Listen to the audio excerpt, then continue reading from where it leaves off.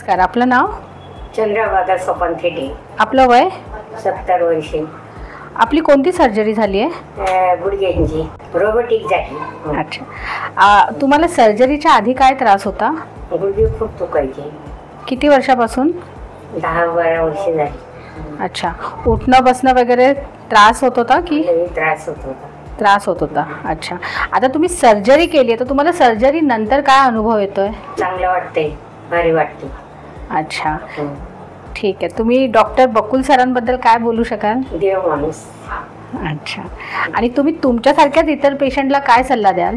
यासाठी बाबा करून घ्या, चांगलं आहे. देव माणूस आहे डॉक्टर म्हणजे.